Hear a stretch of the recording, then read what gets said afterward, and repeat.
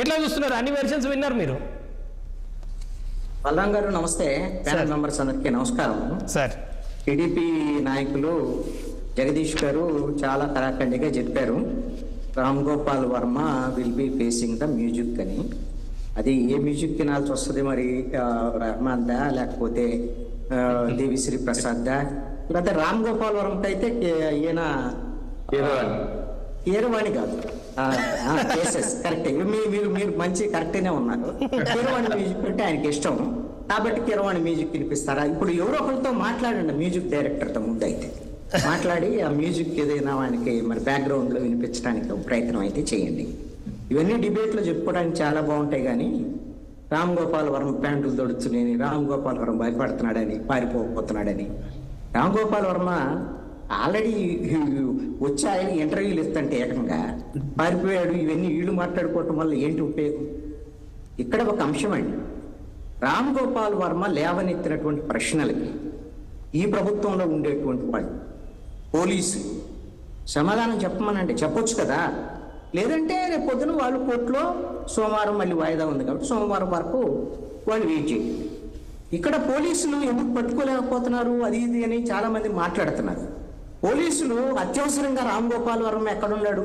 కోయంబత్తూరులో ఉన్నాడా, లేకపోతే చెన్నైలో ఉన్నాడా, లేకపోతే కేరళలో ఉన్నాడా? ఇప్పుడు ఆయన వెతికి పట్టుకోవడానికి అత్యవసరంగా ఒక 20 టీంలు వేయాలా అండి? ఆయన ఏమన్నా మర్డర్ చేశాడా, మానభంగం చేశాడా, లేకపోతే టెర్రరిస్ట్ యాక్టివిటీ చేశాడా? ఆయన చేసిన తప్ప రైట్ అనే పాయింట్ గురించి కాదు, చిట్టిబాబు గారు చాలా అన్ని యాంగిల్స్లో అవన్నీ డీటెయిల్గా చెప్పాడు కాబట్టి మళ్ళీ దాని జోలికి వెళ్ళను. ఆయన తప్పు చేశాడా లేదని వేరే అంశం. తప్పు చేశాడని భావించారు కాబట్టి కదా కేసులు పెట్టారు. కేసు అయితే పెట్టారు కదా, తప్పు చేశాడని భావించడం వల్లే ఆయనకి ఇచ్చింది 41A CRPC నోటీస్. మీన్స్ మిమ్మల్ని ఈ కేసులో విచారించబోతున్నాం అని చెప్పారంతే. రేపు పొద్దున అరెస్ట్ చేయడానికి ఆయన 2 సార్లు నోటీసులు ఇచ్చారు, 2 సార్లు రాలేదు కాబట్టి ఆయన ఏదో రీజన్ చెప్తున్నారు కాబట్టి పోలీసులు ఇప్పుడు అరెస్ట్ చేయొచ్చు, వాళ్ళకి హక్కు ఉంది. వెతికి పట్టుకొని చేయొచ్చాము. దాన్ని వెతికి పట్టుకోవడానికి ఇప్పుడిప్పుడుగా పోలీసులు వర్మను అరెస్ట్ చేయడం ఒక్కటే ఆంధ్రప్రదేశ్ పోలీసులకు ఉన్నటువంటి అతిపెద్ద టాస్కా. ఏదో లుక్అవుట్ నోటీసులు కూడా ఉన్నాయి. ఆయన ఏమైనా అమెరికా పారిపోతాడేమో, మరి రాడేమో. ఇంకా ఆయన కోట్లు కుంభకోణం చేసి 100 కోట్లు 1000 కోట్లు తిని ఇప్పుడు అమెరికా పారిపోయి ఏమన్నా, లేకపోతే లండన్ పారిపోయి ఏమన్నా తలదాచుకుంటాడా? ఎక్కడ ఏ అడగపోడు. మీరు కావాల్సినంత ఇప్పుడు ఆయన ఎప్పుడు 1.5 ఏళ్ల క్రితం చేశాడు, కోర్టులు చేశాడు. ఇప్పుడు 1.5 ఏళ్ల క్రితం ఆ రోజున వైఎస్ఆర్ కాంగ్రెస్ పార్టీ ప్రభుత్వం ఉంది, ఆయన మీద కేసులు పెట్టి మీకు అధికారం వచ్చింది, ఇప్పుడు కేసులు పెట్టారు. ఓకే, ఇంకా 1.5 వరకు ఆయన పట్టుకోవచ్చు. సపోజ్ నేను ఒక ఉదాహరణ చెప్తున్నాను. ఏ నష్టం ఉంది? ఎక్కడికి పోతాడు? ఇక్కడే ఉంటాడు. ఆయన షూటింగ్ అంటాడు, వారం కాదు 10 రోజులు ఉంటుంది. 10 రోజులు రేపు సోమవారం వస్తుంది. సోమవారం కోర్టు ఏం చెప్పిద్ది? నువ్వు 2 సార్లు 41A CRPC కింద నోటీస్ ఇవ్వలేదు కాబట్టి అరెస్ట్ చేయండి అని పోలీసులు చెప్పిద్దా? పోలీసు చెప్పింది అనుకోండి, అరెస్ట్ వారెంట్ ఇస్తుంది కోర్టు, వెళ్ళి అరెస్ట్ చేయొచ్చు. లేదు కోర్టు లేదయ్యా నువ్వు విచారణకు హాజరవ్వాలి, విచారణకు సహకరించు అని అరెస్ట్ చేయొద్దని చెప్పేదానికి కూడా అవకాశాలు ఉండొచ్చు. కోర్టు ఏం చేసి దాని వరకు పోలీసులు వెయిట్ చేస్తారు. నాకు తెలిసి అయితే ఆయన కోసం ఏం టీములు లేరు, ఎక్కడికి వెళ్ళి పట్టుకోవాల్సినటువంటి అవసరం లేదు. ఈ అడావుడు అంతా ఎవరిది అంటే, ఎవరైతే తెలుగుదేశం పార్టీకి సంబంధించినటువంటి కార్యకర్తలు, జనసేనకు సంబంధించినటువంటి కార్యకర్తలు, ఎవరైతే ఆయన సోషల్ మీడియా పోస్టుల వల్ల అట్టు అయినటువంటి వాళ్ళు ఉన్నారో వాళ్ళని సాటిస్ఫై చేయడం యొక్క బాధ్యత ఇప్పుడు ప్రభుత్వంలో ఉండే వాళ్ళది అన్నమాట.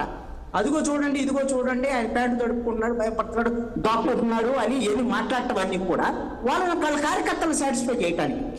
మీకు అసలైనటువంటి మ్యూజిక్ ఇప్పుడు వినపడుతుంది బయటకి. ఎవరికి? ఇప్పుడు 1 నెల రోజుల నుంచి మొదలు పెట్టారు కదా. ఏమిటి? వాళ్ళని అరెస్ట్ చేసినప్పుడు 5 ఏళ్ల క్రితం నువ్వు ఆ పోస్ట్ పెట్టావు, ఎప్పుడు తప్పు చేసినా ఉందని అరెస్ట్ చేయటము, వాడిని తీసుకెళ్లటం, లోపలేయటం, ఇవన్నీ చాలా మందిని అరెస్ట్ చేశారు. ఇప్పుడు 300 పైన దాటి పెట్టుకోండి. రామ్ గోపాల్ వర్మ కూడా అదే తరహా నేరం కదా. అసలు మ్యూజిక్ రామ్ గోపాల్ వర్మ వినిపిస్తున్నాడా లేదా? ప్రతి మనిషికి ఒక హక్కులు ఏ విధంగా ఉంటాయి, తప్పు రైట్ అనేటువంటి అంశం. తప్పుకు శిక్ష పడుతుంది, తప్పులు అన్ని తేలితే కోర్టులో శిక్ష పడేదాన్ని. పోలీసులు కూడా విత్ ఇన్ ద ఆ ఫ్రేమ్ వర్క్ అలా బైండ్ అయ్యి మాత్రమే పనిచేయాల్సి ఉంటుంది. అంతే తప్ప మన ఇష్టం వచ్చినట్టుగా పనిచేస్తాం అన్నారు అనుకోండి, చేశారు. మన పోయిన గవర్నమెంట్లో చేశారు. చాలా మంది అంటారు ఆయనకి 3rd డిగ్రీ అంటే భయం. అంటే నువ్వు 3rd డిగ్రీ ప్రయోగించడానికి మీకు ఆ విధమైనటువంటి ఉందా? 3rd డిగ్రీ ప్రయోగిస్తామని ఒకళ్ళు చెప్తానండి ఎవరినైనా ఎవరైనా ఒక ప్రకటన చేయమనండి, థర్డ్ డిగ్రీ ప్రయోగిస్తారు భయం. థర్డ్ డిగ్రీ ప్రయోగించిన వాళ్ళు ఈ రోజున పోయిన గవర్నమెంట్ లో ఈ రోజున ఊసలు లెక్కలు పెడుతున్నారు ఐపీఎస్ ఆఫీసర్. ఎవరు వచ్చి ఇప్పుడు కొట్టేది రామ్ గోపాల్ వర్మని. రామ్ గోపాల్ వర్మని కొట్టమనండి, కొడితే ఏమవుతుంది? ఏమీ కాదు. ఆయన చెప్తుంది కూడా నిజమే. నాకు మంచిదే, కొత్త ఎక్స్పీరియన్స్ తో మరి ఇంకో సినిమా తిస్తాడు. ఎక్కడికి పోతే వీళ్ళు ఏడకపోతారు?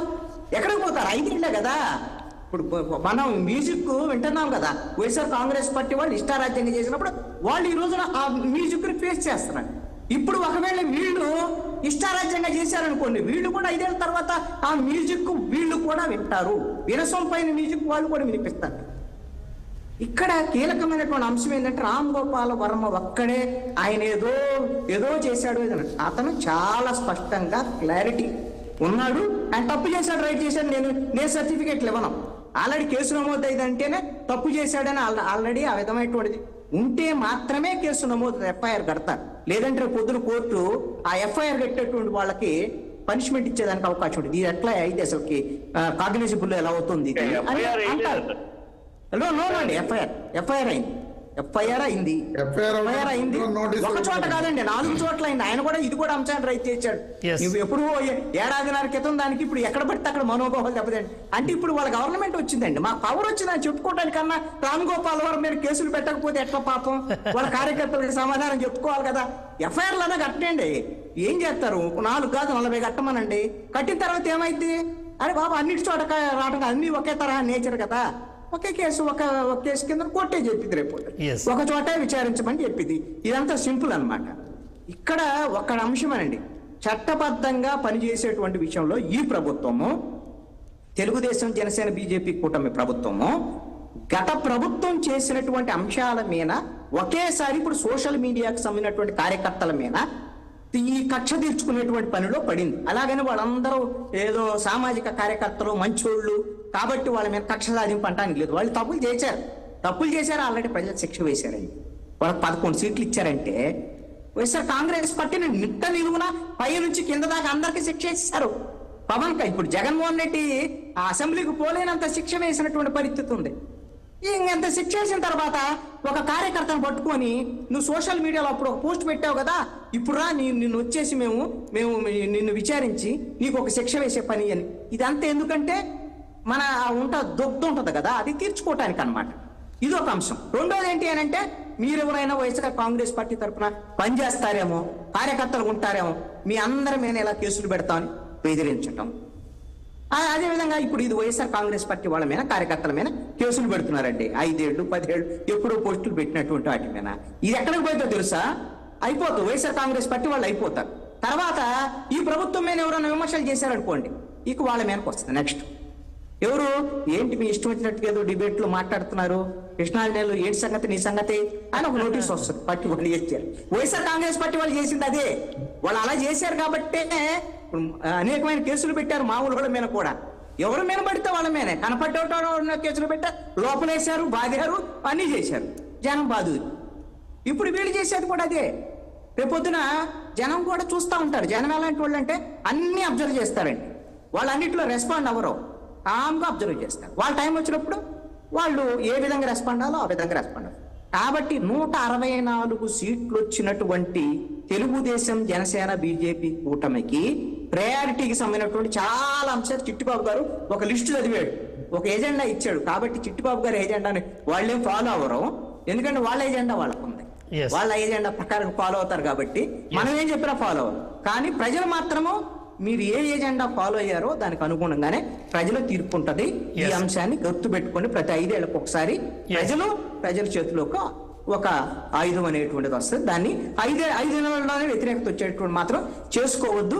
ఇది వైఎస్ఆర్ కాంగ్రెస్ పార్టీ చేసినటువంటి తప్పులకి ఖచ్చితమైనటువంటి పనిష్మెంట్ వాళ్ళు అనుభవిస్తున్నారు. ఇది అలాగే